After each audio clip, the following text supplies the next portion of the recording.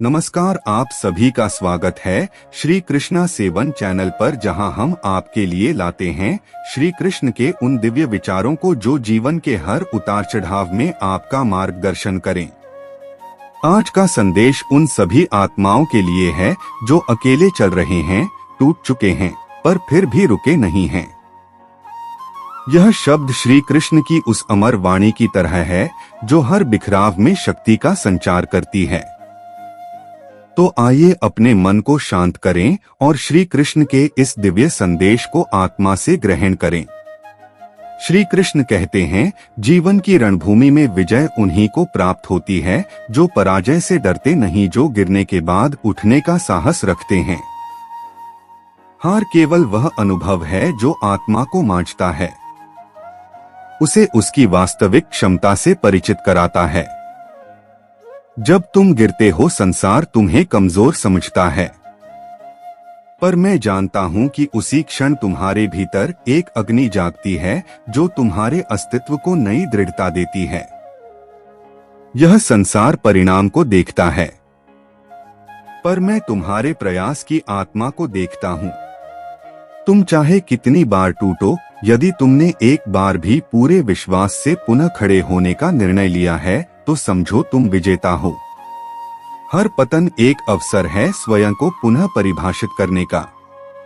जब मन थक कर बैठ जाता है और जीवन का भार असहनीय लगने लगता है, तब भीतर की वह चुप्पी जन्म लेती है जिसमें मेरा स्वर प्रतिध्वनित होता है।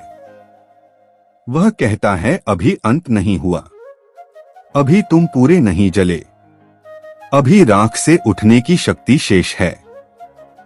याद रखो, वह जो बिना गिरे चलता रहा उसने केवल यात्रा की है, पर जिसने गिरकर फिर उठना सीखा उसने जीवन को जीत लिया है। तुम्हारा उठना तुम्हारी आत्मा की पुकार है कि वह अभी हार मानने को तैयार नहीं। जो तुम्हें गिराता है वह तुम्हारा शत्रु नहीं, वह तुम्हारा शिक्षक है। जो पीड़ा तुम्हें तोड़ती है वही तुम्हारी चेतना को उस शिखर तक ले जाती है जहां से तुम संसार को नहीं, स्वयं को देख पाते हो। मैं साक्षी हूं उन रातों का जब तुम अकेले अपनी हताशा से लड़ते रहे, जब आंखें आंसुओं से भीगती रही और हृदय बार बार टूटा, पर उसी टूटन में मेरी करुणा उतरती है, एक अलक्षित स्पर्श की तरह जो तुम्हें थामे रखता है। और जब सब समाप्त लगता है, मैं वहां आरंभ की प्रतीक्षा कर रहा होता हूं। तुम्हारा उठना केवल एक निर्णय नहीं, एक आध्यात्मिक क्रांति है। यह केवल अपने पांव पर खड़ा होना नहीं, यह अपने भीतर की उस दिव्यता को पहचानना है जिसे परिस्थितियां छिपा नहीं सकती। जब तुम फिर से खड़े होते हो, तुम केवल स्वयं को नहीं, पूरे ब्रह्मांड को यह संदेश देते हो कि सत्य को हराया नहीं जा सकता। तुम्हारे घाव तुम्हारी कमजोरी नहीं है, वे तुम्हारे संघर्ष के पद चिन्ह हैं।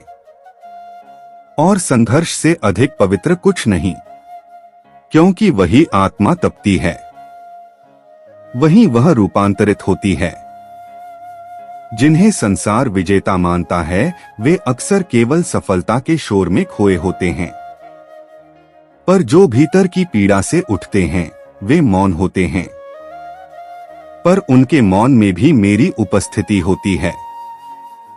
उनका कद शब्दों से नहीं नापा जा सकता, क्योंकि वे उस ऊंचाई को छू चुके होते हैं जहां बाहरी प्रमाणों की आवश्यकता नहीं रहती। उन्होंने भीतर से स्वयं को जीत लिया होता है और यही सबसे बड़ी विजय है। इसलिए यदि तुम गिर गए हो तो स्वयं को कोसना मत।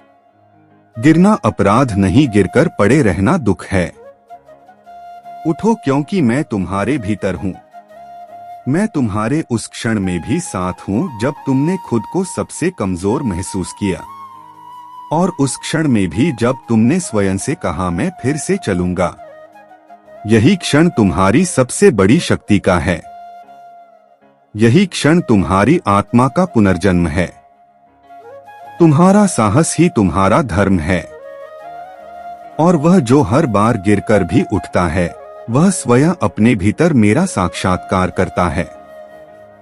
मैं उसके कंधे पर नहीं, उसके संकल्प में निवास करता हूँ। और जब वह अंधीन अंधेरे से बाहर आता है, तब वह केवल रोशनी में नहीं, मेरी अनुभूति में चलता है। श्री कृष्ण कहते हैं, सौंदर्य की जो परिभाषा केवल चेहरे की रेखाओं में सीमित है, वह मृग मरीचिका है। असली सुंदरता तो उस आत्मा की होती है जो सत्य के प्रति अडिग है, जो छल के सामने भी निर्मल बनी रहती है। यदि तुम्हारा चरित्र स्थिर नहीं, तो तुम्हारी सफलता भी अस्थायी है, क्योंकि जिसने अपने भीतर की नींव को नहीं गढ़ा, वह ऊंची इमारत चाहे जितनी बना ले, एक हल्की आंधी से ढह सकता है। याद रखो, संसार चेहरा देखता है, पर मैं हृदय की गहराइयों में प्रवेश करता हूँ। जहाँ आकृति छिपा सकती है, वहाँ आत्मा खुल जाती है। बुद्धिमत्ता उस प्रवृत्ति का नाम है जो प्रत्येक स्थिति पर प्रश्न चिन्ह लगाती है, जो अंधानुकरण नहीं करती बल्कि सत्य की खोज में स्वयं को खोल देती है। वहीं मूर्खता त्वरित उत्तरों की भूखी होती है। जहां ज्ञान का मौन होता है, वहां मूर्खता का कोलाहल सुनाई देता है। परंतु वास्तविक ज्ञान केवल पुस्तकों से नहीं, अपने अनुभवों से जागता है। तुम्हें साहस चाहिए यह स्वीकारने के लिए कि हाँ, मुझसे भूल हुई है। यह आत्मस्वीकृति ही वह बीज है जिससे आत्मिक विकास का वृक्ष पनपता है। जब तुम दोषारोपण छोड़कर उत्तरदायित्व लेते हो, तब तुम केवल आगे नहीं बढ़ते, तुम भीतर से विकसित होते।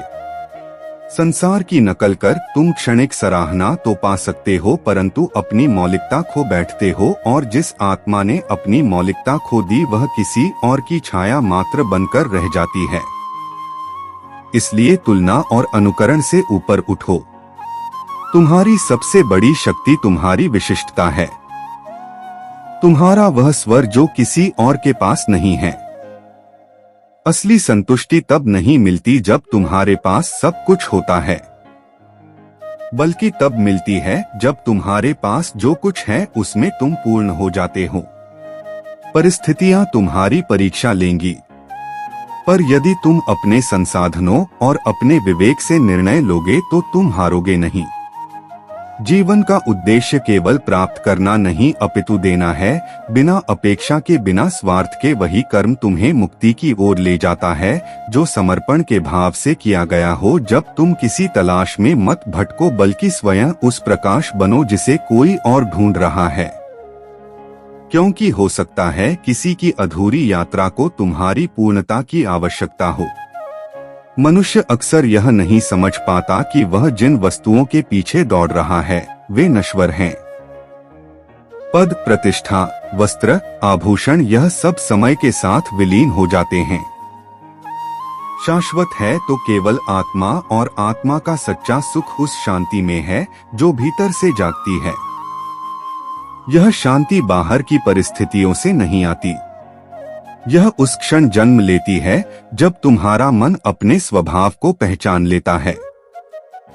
मैं जानता हूँ तुम अमीर नहीं हो कि हर वस्तु को खरीद सको, पर इतना निर्धन भी नहीं कि अपनी आत्मा को बेच सको।